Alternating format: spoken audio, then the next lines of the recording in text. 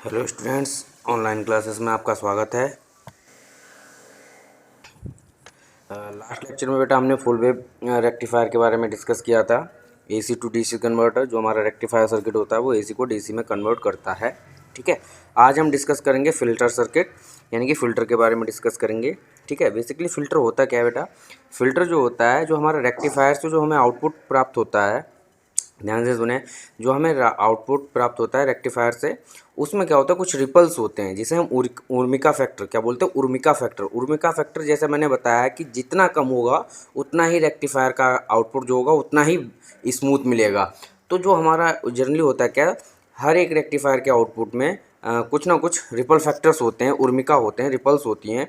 तो उन रिपल्स को ख़त्म करने के लिए जो है हम लोग जिन सर्किट का प्रयोग करते हैं उसको क्या बोलते हैं, फ़िल्टर सर्किट करते हैं, फ़िल्टर सर्किट बोलते हैं। क्या बोलते हैं? फ़िल्टर सर्किट बोलते हैं। ठीक है, इस प्रकार फ़िल्टर का प्रयोग जो है, जो रेक्टिफायर का आउटपुट है उससे जो है स्थिर यानी कि कांस्टेंट एवं स्मूथ वोल्टेज, जो आउटपुट है वोल्टेज का, वो प्राप्त करते हैं हम लोग उससे। ठीक है, तो फिल्टर सर्किट क्या होता है, रिपल को ख़त्म करने के लिए जो सर्किट्स प्रयोग किए जाते हैं उनको हम फिल्टर बोलते हैं। किसके रिपल कहाँ से ख़त्म करते हैं? जो रेक्टिफायर से जो हमें आउटपुट प्राप्त होता है डीसी के रूप में, उसमें जो रिपल्स होते हैं उनको ख़त्म करते हैं। अब हम देखते हैं कि फ़िल्टर होते कितने टाइप के हैं बेटा। हमारे फ़िल्टर 3 टाइप के होते हैं जनरली। आपका शंट कैपेसिटर फ़िल्टर, फिर इंडक्टर फ़िल्टर, फिर एलसी फ़िल्टर। और एलसी फ़िल्टर को भी फर्दर हम जो है 3 पार्ट में डिवाइड कर सकते हैं।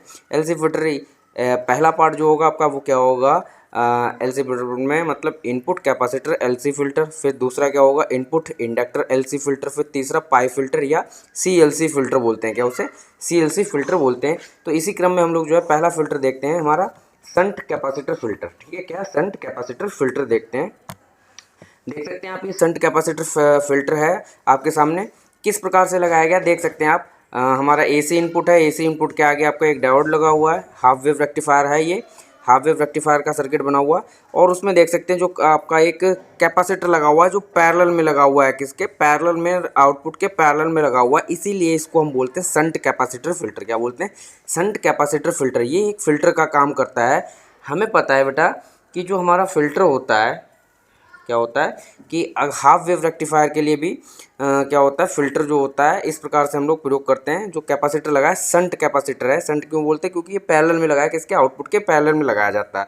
ठीक है, अब हमें पता है कि जो हमारा जो आपका रेक्टिफायर से जो आउटपुट होती है, जो आउटपुट प्राप्त होती है, वो क्या करता है कि ये जो शंट कैपेसिटर यानी कि कैपेसिटर लगा हुआ है उसको स्मूथ कर देता है। क्या कर देता है? सम कर देता है। किस प्रकार से हम देख सकते हैं, किस प्रकार से भी हमें पता है कि जो कैपेसिटर होता है, जब हाफ वेव रेक्टिफायर की अगर हम बात करें तो जब हाफ वेव में चाहे पॉजिटिव साइकिल हो चाहे निगेटिव साइकिल हो एसी की, किसी एक साइकिल में ये डायोड डी कंडक्ट करेगा, यानी कि ये ऑपरेट होगा। तो जिस साइकिल में वो ऑपरेट होगा उस दौरान क्या होगा, ये कैपेसिटर चार्ज होगा। और जिस साइकिल में जो है हाफ वेव में मान लो सपोज दैट ये पॉजिटिव साइकिल में चार्ज होता है तो नेगेटिव साइकिल में डिस्चार्ज होगा। ठीक है, क्या होगा? डिस्चार्ज होगा। मतलब क्या है, जो आपका कैपेसिटर सी है रेक्टिफायर के कंडक्शन पीरियड में क्या होगा, एनर्जी को स्टोर कर लेगा। कंडक्शन पीरियड मतलब ऑपरेटिंग टाइम पे जो होगा एनर्जी को स्टोर कर लेगा।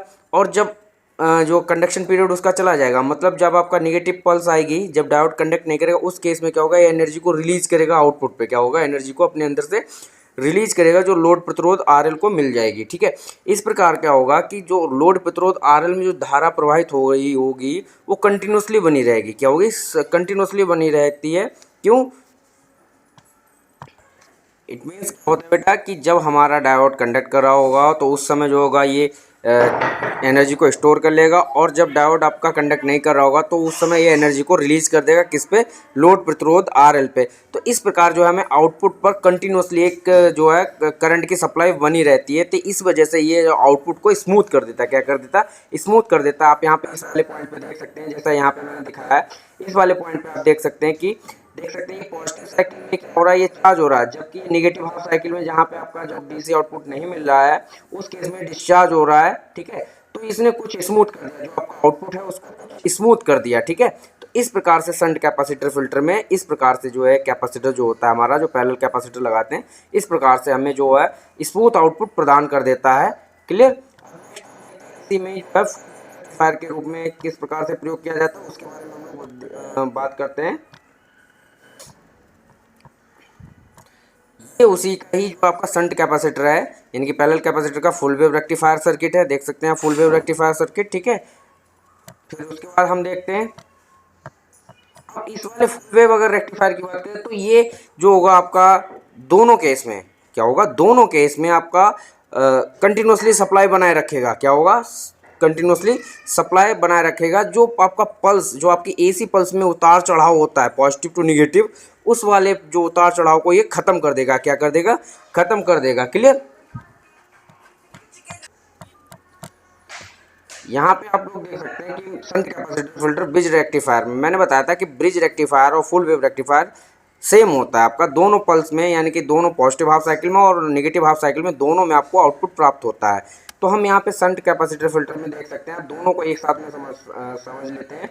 देख सकते हैं यहाँ पे कैपेसिटर लगा हुआ है आपका, शंट कैपेसिटर पैरेलल में लगा हुआ है आउटपुट के। तो यहाँ पे देख सकते हैं आप कि ये जो आपकी वेव फॉर्म है, आउटपुट वेव फॉर्म है जो हमें रेक्टिफायर के आउटपुट पे प्राप्त हुई है। तो यहाँ पे आप देख सकते हैं जो कैपेसिटर का जो आउटपुट है, देन रेक्टिफायर से जो इनपुट आएगा, आउटपुट आएगा, वो कैपेसिटर के इनपुट पे आएगा, फिर कैपेसिटर के आउटपुट पे इस प्रकार का हमें जो है आउटपुट प्राप्त होगा, जबकि कैपेसिटर के इनपुट पे हमें इस प्रकार का ये आउटपुट प्राप्त हो रहा है। ठीक है, पल्सेटिंग डीसी प्राप्त होगी, जबकि कैपेसिटर के आउटपुट से हमें एक इस डीसी प्राप्त होगी। यहाँ पे लिखा हुआ wave form with capacitor, wave form without capacitor. यही चीज है कि जो चार्जिंग, इसकी चार्जिंग की प्रक्रिया लगातार चलती रहेगी और जहाँ पे डिस्चार्ज होने को होगा वहाँ पे बहुत कम डिस्चार्ज होगा, पुनः अगली साइकिल में वो चार्ज होने लगता है। तो ये होगा आपका शंट कैपेसिटर फिल्टर्स। क्या हो गया, ये आपके शंट कैपेसिटर फिल्टर। ठीक है, इस प्रकार हम अब हम देखते हैं अगला जो आपका है, अगला जो है आपका इंडक्टर फिल्टर। क्या होगा आपका इंडक्टर फिल्टर। ठीक है, अब हम देखेंगे इंडक्टर फिल्टर। इंडक्टर फिल्टर क्या होता है बेटा, इंडक्टर क्या होता है कि अब इसमें हम कैपेसिटर की जगह इंडक्टर लगा देते हैं। ठीक है, क्या होगा कि यदि हम सर्किट में इंडक्टर लगा दें, जिसमें रेक्टिफायर के सर्किट में श्रेणी क्रम में लगाया जाता है, आपका इंडक्टर जो होता है आपका श्रेणी क्रम में संयोजित किया जाता है, तो यह जो होगा आपका एक फिल्टर की तरह काम करेगा। क्या करेगा, एक फिल्टर की तरह काम करता है।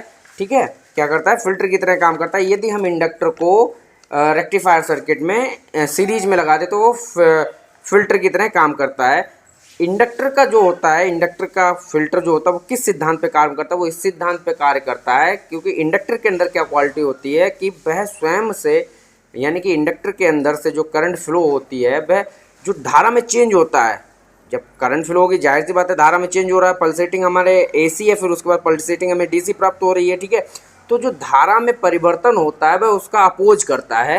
इंडक्टर क्या करता है, इंडक्टर अपने अंदर प्रवाहित होने वाली धारा में जो परिवर्तन हो रहा है उसका वो क्या करता है, अपोज करता है। इनपुट वोल्टेज के धनात्मक यानी कि पॉजिटिव हाफ साइकिल में कुंडली का प्रेरक, तो जो आपका कुंडली होगा उसका प्रेरकत्व यानी कि जो इंडक्टेंस होगा, ठीक है, किस कुंडली का, जो आपका ये आउटपुट जो सेकेंडरी साइड की कुंडली होगी उसका प्रेरकत्व क्या होगा, यानी कि इंडक्टर क्या होगा, रेक्टिफायर में धारा के बढ़ने का विरोध करेगा। जो रेक्टिफायर में धारा होगी उसके बढ़ने का विरोध करेगा। और हमें ऐसा पता है, हमें पता होता है कि डीसी के लिए इंडक्टेंस, डीसी करंट के लिए जब वो डीसी में कन्वर्ट हो जाएगा तो डीसी के लिए रिएक्टेंस, जो इंडक्टर की रिएक्टेंस क्या हो जाती है, शून्य हो जाती है। क्या होती है, डीसी के लिए इंडक्टर की रिएक्टेंस शून्य हो जाती है, क्योंकि डीसी में किसी प्रकार का चेंज ही नहीं होता तो उसकी रिएक्टेंस शून्य हो जानी है बेटा। ठीक है, एसी में ही चेंज होता है, पॉजिटिव टू नेगेटिव चेंज होता है, जबकि डीसी में किसी प्रकार का कोई चेंज ही नहीं होता। जो धारा होती है वो आपकी एक ही दिशा में प्रवाहित होती है। तो इस वजह से डीसी के लिए इंडक्टेंस शून्य हो जाने की वजह से डीसी को वह पास करता है। क्या होता है, डीसी को वह पास कर देता है, जो लोड रेजिस्टेंस आपका आरएल से फ्लो करने लगती है। जबकि अधिक फ्रिक्वेंसी के लिए इंडक्टर का रिएक्टेंस भी अधिक हो जाता है। अधिक फ्रिक्वेंसी के लिए इंडक्टर का रिएक्टेंस भी, इंडक्टर का रिएक्टेंस हमें पता है एक्सएल होता है, एक्सएल बराबर 2πfl होता है। तो यदि हमारा फ्रिक्वेंसी अधिक होगी तो जाहिर सी बात है हमारा रिएक्टेंस भी अधिक हो जाएगा। ठीक है, तो रिएक्टेंस अधिक हो जाएगा और इस कारण यह एसी रिपल्स को यानी कि एसी वेवफॉर्म को ब्लॉक कर देता है। क्या कर देता है, एसी वेवफॉर्म को ब्लॉक कर देता है। तो यह जो आपका इंडक्टेंस होता है वह केवल डीसी करंट को ही फ्लो कराता है। क्या कराता है, डीसी करंट को ही फ्लो कराता है। तो हम यहाँ से 2 पॉइंट को निकालते हैं, यहाँ से 2 पॉइंट के बारे में डिस्कस करते हैं। पहला क्या है, यदि धारा अपने औसत मान से अधिक हो जाती है तब इंडक्टर क्या होगा, अपने अंदर चुंबकीय क्षेत्र, अपने जो चुंबकीय क्षेत्र होगा, क्योंकि इंडक्टर कुंडली के रूप में होता है तो उसका जो चुंबकीय क्षेत्र में चित्र में वह ऊर्जा को स्टोर कर लेता है। क्या कर लेता है? ऊर्जा को स्टोर कर लेगा, क्योंकि जो इंडक्टर होता है अपने अंदर से बहने वाली धारा के परिवर्तन का विरोध करता है। फिर सेकंड पॉइंट क्या आ जाएगा आपका, जब धारा औसत मान से कम हो जाएगी, मान लीजिए धारा औसत मान से कम हो रही है, तो भाई स्टोर एनर्जी को रिलीज कर देगा आउटपुट पे। तो जिस कारण क्या होगा, लगभग लगभग आपका आउटपुट सेम रहता है। जिस प्रकार से आप यहाँ पे देख सकते हैं आउटपुट, विदाउट फिल्टर आउटपुट ये रहा आपका, विद फिल्टर आपका ये रहा। इसको हम चोक भी बोलते हैं, इंडक्टर को हम क्या बोलते हैं, कभी कभी चोक भी बोलते हैं, चोक का भी काम करता है। ठीक है, तो इंडक्टर में लगभग लगभग आपको इस तरह आउटपुट प्राप्त हो जाता है। देख सकते हैं आप यहाँ पे लगभग लगभग आपका इस तरह प्राप्त हो रहा है। ठीक है, तो आपका ये इंडक्टर फिल्टर होता है। तो इंडक्टर के किस गुण का प्रयोग किया, जो उसमें इंडक्टर जो होता है अपने अंदर से बहने वाली धारा के परिवर्तन का विरोध करता है। तो यदि धारा औसत मान से अधिक हो रही होगी तो वह उस टाइम पे एनर्जी को स्टोर कर लेगा। ठीक है, और उसके बाद जो होगा कम होगा, जब कम होगा तो क्या करेगा, वो एनर्जी को रिलीज कर देगा। ठीक है, देन एलसी फिल्टर, क्या हम बात करेंगे, देन एलसी फिल्टर, यानी कि इंडक्टर कैपेसिटर फिल्टर। क्या इंडक्टर कैपेसिटर फिल्टर है, ऐसा मैंने बताया था 3 प्रकार के होते हैं। इंडक्टर कैपेसिटर फिल्टर आपके कितने 3 प्रकार के होते हैं। सबसे पहले हम बात करेंगे जो पहला टाइप आपके सामने है, ये फिल्टर कहलाता है। देख सकते हैं आप लिखा LC filter capacitor input, LC filter with capacitor input. अब देख सकते हैं बेटा, इसमें हमारा 2 फिल्टर सर्किट बन गए। एक तो कैपेसिटर बन ही गया है, फिर उसके बाद इंडक्टर बन गया है। तो हमने आपको कैपेसिटर में भी पहले बता चुके हैं और इंडक्टर के बारे में भी बता चुके हैं। तो कैपेसिटर क्या करेगा, उसको कुछ स्मूथ कर देगा, जो रेक्टिफायर से आउटपुट प्राप्त होगा वह क्या करेगा, कुछ स्मूथ कर देगा। उसमें अगर कुछ भी रिपल रह जाता है वह इंडक्टर उसको स्मूथ कर देगा। बच्चा कुछ जो उसमें रिपल्स रह जाते हैं, कुछ भी कैपेसिटर के आउटपुट पे कुछ रिपल्स रह जाते हैं, तो वह इंडक्टर उसको बिल्कुल लगभग स्मूथ कर देगा। तो एलसी फिल्टर से हमें लगभग लगभग स्मूथ जो आपका सम आउटपुट प्राप्त होता है। इसी क्रम में हम एलसी फिल्टर अगला देखते हैं, इसको बोलते हैं हम input inductor filter. Input inductor filter क्या बोलेंगे, या हिंदी में हम देख सकते हैं प्रेरक निविष्ट फिल्टर, प्रेरक निविष्ट फिल्टर। इसमें क्या होता है कि बेटा, इसमें सबसे पहले जो आपका रेक्टिफायर का जो आउटपुट आता है वो पहले किस पे आता है, इंडक्टर पे आता है। देन इंडक्टर का जो आउटपुट होता है वो कैपेसिटर के इनपुट पे जाता है, देन हमें आउटपुट प्राप्त होता है। हमें क्या होता है कि जो डायोड से प्राप्त आउटपुट धारा होती है वह उसमें जो अगर वृद्धि होती है तो वो इंडक्टर जो होता है उसका विरोध करेगा, यानी कि वृद्धि के समय वो उसको एनर्जी को स्टोर कर लेगा। ठीक है, और उसके बाद क्या होगा, वह इनपुट उस पर संधारित्र यानी कि कैपेसिटर पे भेज देता है। तो कैपेसिटर उसको क्या करेगा, उस समय उसको बिल्कुल स्मूथ कर देगा। क्या कर देगा, स्मूथ कर देगा। तो यह भी प्रक्रिया वही है कि जो इंडक्टर पहले लगा दिया हमने सीरीज में, तो इंडक्टर उसमें धारा में होने वाले विरोध का जो परिवर्तन का विरोध करेगा, परिवर्तन का क्या होगा, विरोध करेगा, और स्मूथ आउटपुट को निकालेगा अपने अंदर से। और उसमें अगर यदि उसके बावजूद भी कुछ रिपल्स रह जाते हैं तो वह कैपेसिटर उसको दूर कर लेगा। किस प्रकार से, हम अपने अंदर स्टोर करके। कैपेसिटर को आप किस प्रकार से समझ सकते हैं बेटा, कैपेसिटर को आप एक अपने घरों में जो सप्लाई टैंक होते हैं पानी वाले, ऊपर से जो हमारे पास आते हैं बाथरूम वगैरह में जिसमें सप्लाई है, तो उसको आप एक तरह से देख सकते हैं। सपोज दैट क्या पास हम जब टैंक भरते हैं, टैंक में पानी कम होता है या ज़्यादा होता है, जिस प्रकार से रुक रुक के जाता है। लेकिन यदि हम टैंक से जब आउटपुट लेते हैं तो वह टंकी के रूप में है, जब हमें आउटपुट मिलता है स्मूथ मिलता है। क्या मिलता है, स्मूथ। तो एक टैंक की कंपेयर हम जो है कैपेसिटर से कर सकते हैं। ठीक है, उसका इसका लास्ट टाइप जो है वो लास्ट टाइप जो आपका आप देख सकते हैं कौन सा है, एलसी फिल्टर। इसको हम पाई फिल्टर भी बोलते हैं या सीएलसी फिल्टर भी बोलते हैं। क्यों बोलते हैं, क्योंकि आप यहाँ पे देख सकते हैं ये जो नेटवर्क है, यहाँ से देख सकते हैं आप, ये नेटवर्क जो है देखिए C1 L और C2, ये आपका एक पाई का नेटवर्क बन रहा है, पाई का फॉर्म बन रहा है। ठीक है, तो इसको इसलिए हम पाई फिल्टर बोलते हैं या सीएलसी फिल्टर बोलते हैं। इसमें क्या होता है कि इसमें सबसे पहले जो कैपेसिटर का सॉरी रेक्टिफायर का जो आउटपुट आता है वो कैपेसिटर C1 पे आता है, वह उसको स्मूथ करता है। देन उसमें बचा हुआ रिपल्स जो होता है वह उसको इंडक्टर जो होता है उसको स्मूथ करता है। देन इंडक्टर का जो आउटपुट होता है वो C2 पे जाता है। तो C2 क्या होता है, उसमें बचा कुचा जो आपका रिपल्स होता है उसको भी एकदम स्मूथ कर देता है। तो इस प्रकार यदि हम सीएलसी फिल्टर का आउटपुट, सीएलसी फिल्टर का आउटपुट लगभग हमको लगभग एक स्मूथ लाइन यानी कि एक स्ट्रेट लाइन प्राप्त होती है, जैसा कि मैं आपको ड्रॉ करके दिखा रहा हूँ।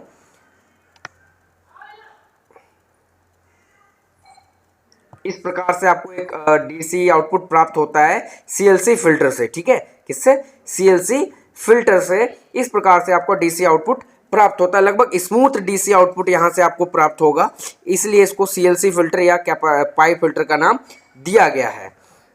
मैंने बताया इसमें क्या होता है, पहले जो होता है रेक्टिफायर का आउटपुट जो होता है वह C1 कैपेसिटर C1 पे आता है, वह उस आउटपुट वोल्टेज को जो होता है रेक्टिफायर को वह स्मूथ कर देता है, सम कर देता है। इसके उपरांत जो होता है वह जो आपका C1 का आउटपुट होगा वो LC2 पे जाएगा, सर्किट जो होगा LC2 वह उसमें से उत्पन्न जो रिपल्स होते हैं उनको वह दूर कर देता है, बिल्कुल स्मूथ कर देता है। तो यहाँ से जो हमें एलसी फिल्टर का ये टाइप जो सीएलसी फिल्टर का सबसे ज़्यादा प्रयोग किया जाता है इंड में, तो वह उसको लगभग समाप्त कर देगा, बिल्कुल ख़त्म कर देता और हमें इस एक स्मूथ डीसी प्राप्त होती है। जो भी हमारी डीसी में स्पाइक्स वगैरह रह जाती हैं, ठीक है, और रिपल्स वगैरह रह जाती हैं, वह उनको बिल्कुल एकदम दूर कर देता है, सम कर देता है। जो आउटपुट वोल्टेज होता है बिल्कुल हमारा सम कर देता है। इस प्रकार से हमें एकदम स्मूथ तथा कांस्टेंट यानी कि नियत और सम जो है डीसी धारा प्राप्त होती है।